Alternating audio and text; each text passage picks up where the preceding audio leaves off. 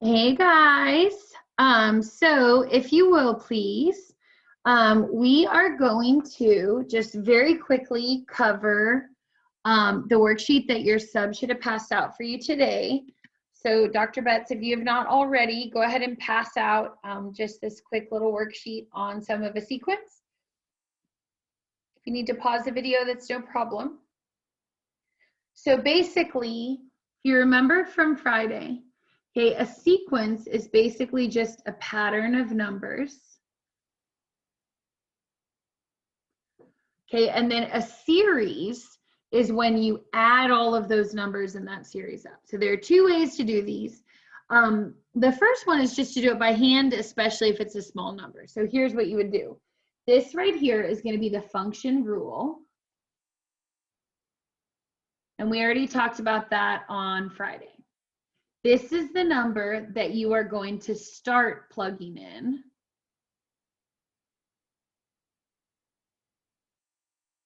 And then this is going to be the very last number that you plug in.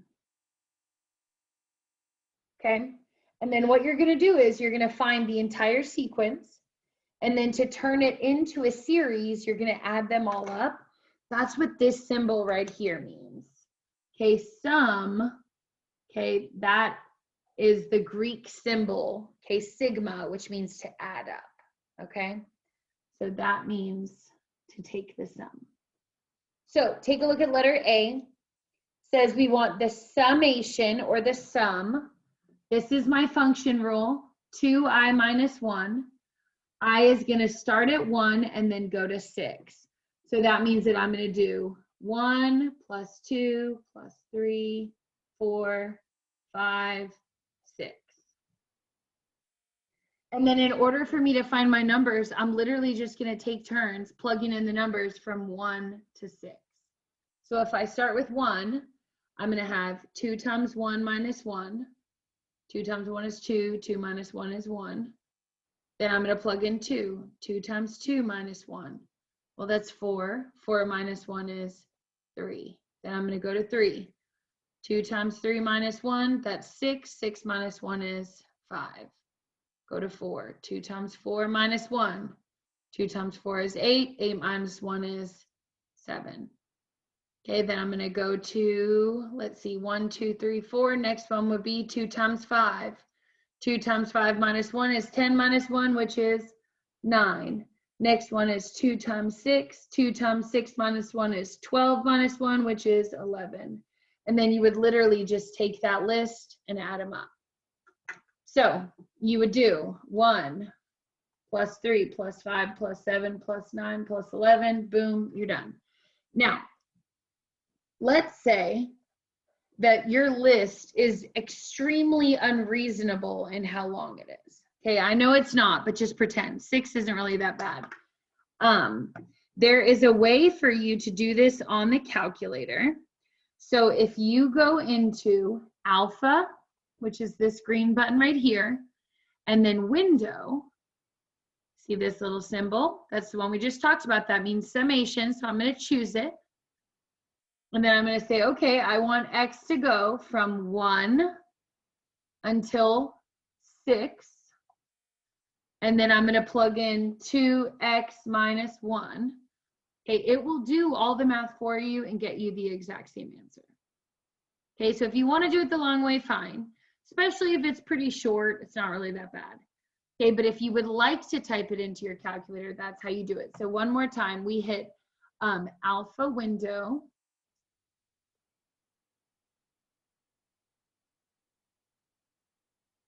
And then we chose option 2, which was a summation. And then from there, as long as you know how to write the summation, it's not so bad. Okay, so take a look at number 6. We're doing I from 1 to 5. So 1, 2, 3, 4, 5. We're going to add them up. And then my function rule is I squared. So I'm going to start with 1 squared, which is 1. 2 squared, which is 4. 3 squared, which is 9. 4 squared, which is 16.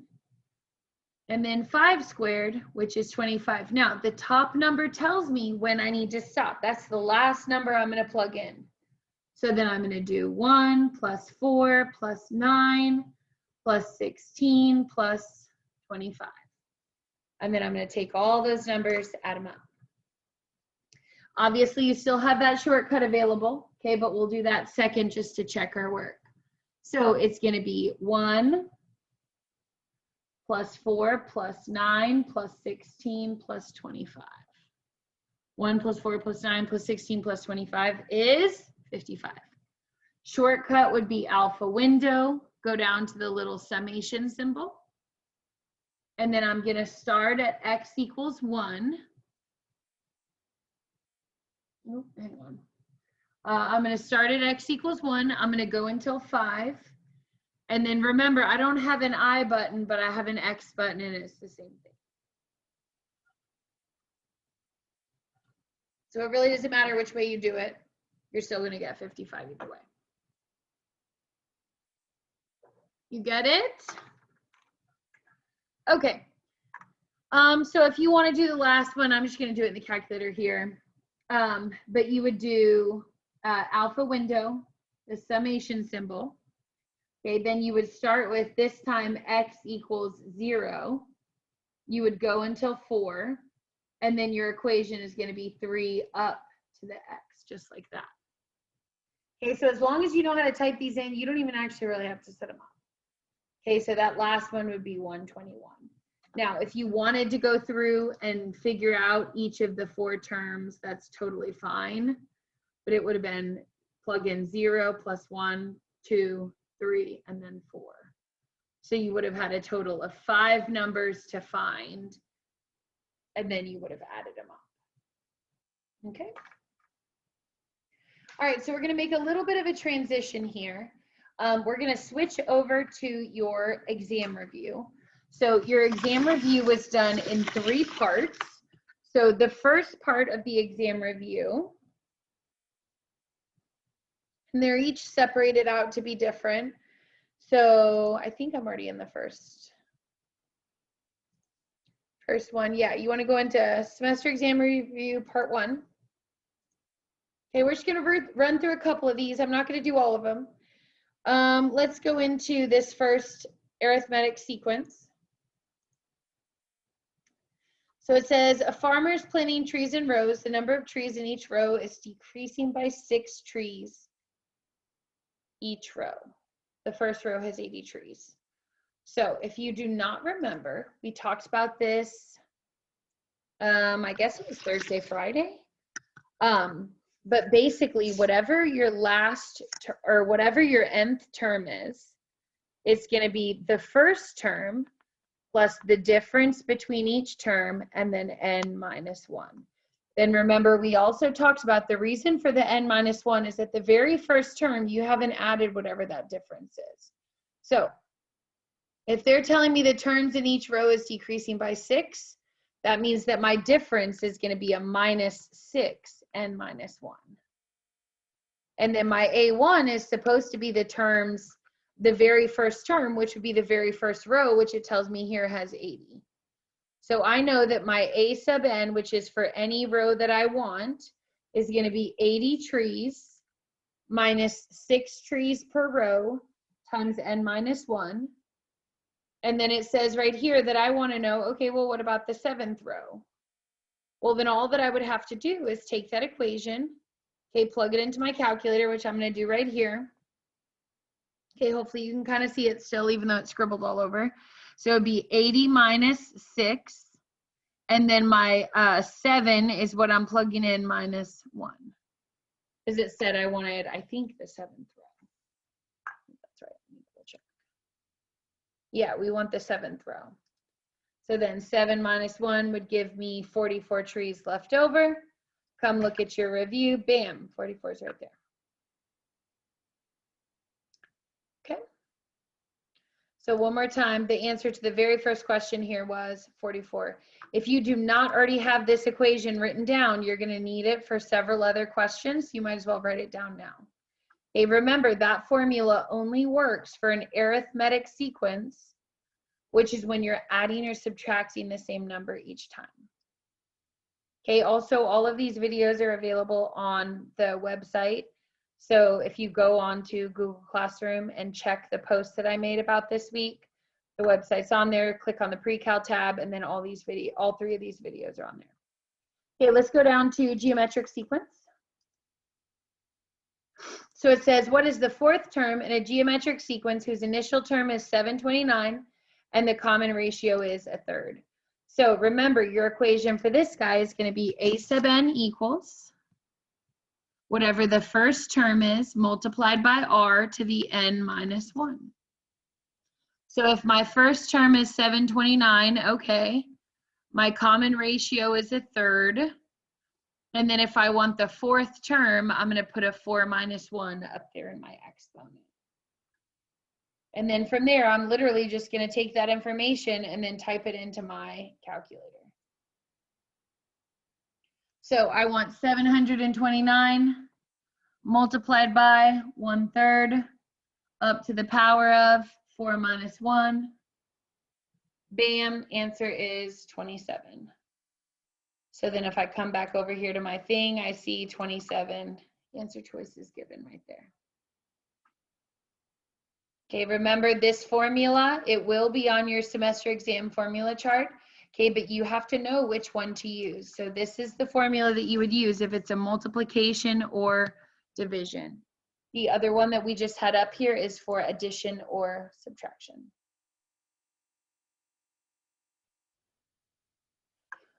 Okay, we just did 2 of those. So let's see about this one. I'm going into the first finite, what does this say? Finite series word problem. Okay, so I'm clicking on the first one here. So it says the number of babies born each year increases by 2% each year. First, there were 660 babies born. Which series represents the total number of babies born in 10 years? Okay, so the first thing that you should notice, this is what we just covered today, okay, is that this is when you start, this is when you stop. So if I'm only doing this for the first 10 years, literally all of these have the start and the stop correct. I'm going to start at 1, I'm going to stop at 10. Okay, now, the second part of this is going to involve what we did last week, which was this equation right here. Do you remember when we did y equals CE to the RT? Okay, very similar here. This number in front is always going to be your starting amount. Okay, so I can read here in the question that is telling me that the very first year I had, oops, I didn't mean to erase all that, 660 babies born. Well, all of these have that right as well. So really, the only thing that's different here is whether I should have an n minus 1 or a regular n. So let's talk about that. Okay, we all know that the first year you're supposed to have an n minus 1. Think about all the equations that we just covered the last 2 days. Okay, they all had an n minus 1. So that means that it can't be b and it can't be d because they're missing the n minus 1. Okay, then the second thing that's different on both of these is going to be this decimal. Okay, if I want to increase by 2%, think about staying the same would be 100%. So if I want to go up 2% from that, then I want to be at 102%, which as a decimal, remember you just put you move the decimal over 2 places to the right, is going to be 1.02, which is answer choice C. So your original amount goes in the front, your percent increase or decrease is going to be the base, and then remember your exponent's always an n minus 1, because the very first year you haven't added or subtracted anything from it yet. So you haven't added your additional 2% yet. Okay, so that was C. And then if you're stuck, that was the first finite series word problem. Okay, let's go down to solving square root equations word problems. Okay, I'm going to go into the first one here.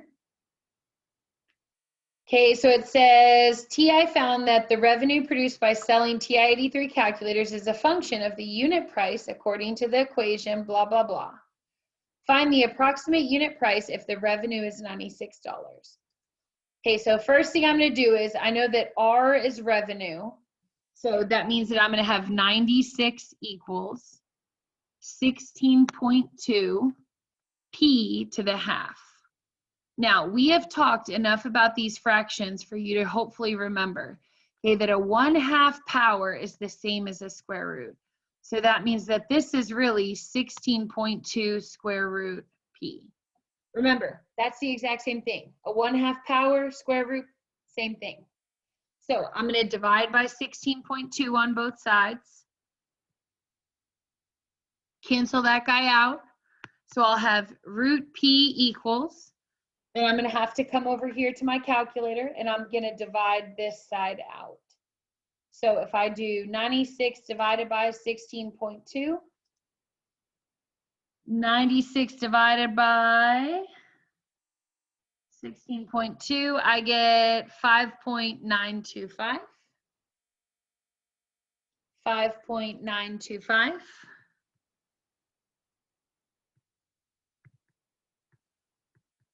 And then from there, if I need to cancel out my square or root, I'm just going to put a squared on both sides.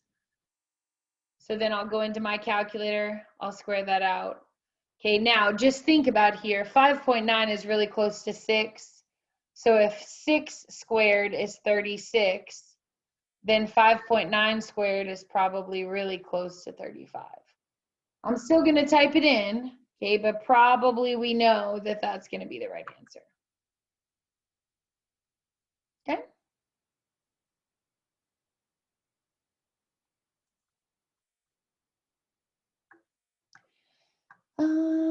All right, let's do property of logs here. This is the first property of logs. Okay, so it says an algebraic expression with base 10 logs is shown below. Which expression is equivalent to the algebraic expression written as a single log? Okay, so remember your rules. There are 3 of them. First one is that this number here is supposed to always move up. So that's going to be the first thing that I'm going to do is I'm going to take all those numbers from the front and I'm going to pull them up. Okay, then the second thing I'm going to do is I'm going to look at the symbols between the logs. This is a plus. That means that my x plus 4 to the third is going to be multiplied by my x plus 3 to the half. And then I notice that this last term has a minus, which means that I'm going to divide by x plus 1 to the fifth. So then I can just kind of scroll through my answers and see. Now, one other thing here, we just talked about this again, but a 1/2 is the same as a square root. Okay, so I'm actually looking for the one that involves my x plus 3 to be in a square root, and it should be on the top because it wasn't divided. So it looks like it's going to be this one right here, letter C. Okay. Because look what you have. You have 1 log, that's the rule. X plus 4 is to the 3. X plus 3 is in a square root, and then your x plus 1 is to the fifth on the bottom. So that would have been C. And that was the second to last question on the homework. Okay. So your job is to run through and finish that for me, please. Okay, your part 1 is all going to be due on the same day, but I'd like for you to just go ahead and finish it today while you're thinking about it. Write down any formulas that you think that you're going to need for part 2, and I will see you guys tomorrow.